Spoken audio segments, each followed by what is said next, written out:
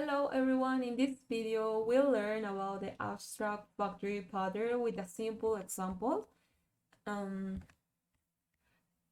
First, abstract factory helps to decouple the client code from the concrete implementation of objects, and it makes it easier to change or replace the implementation without affecting the client code, and improves the code reusability.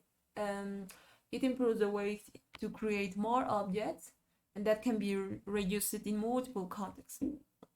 In this example, we have an animal factory, and I will create a cat factory and dog factory.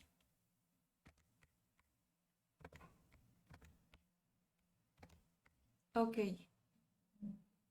First, we need to start with the animal class.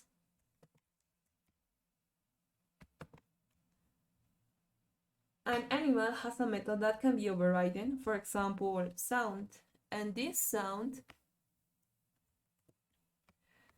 will be override with this just message mew.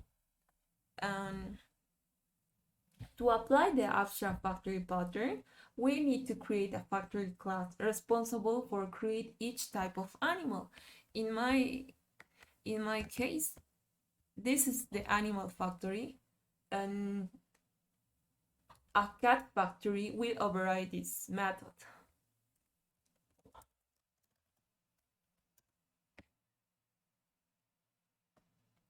A cat factory overrides the create animal method of the animal factory. Let's run this example, and the console will show our animals.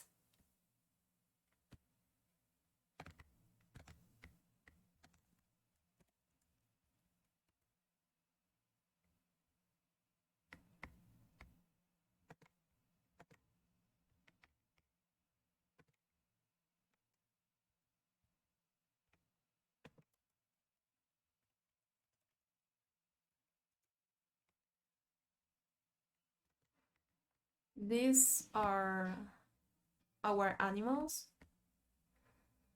whoop and mew, because cat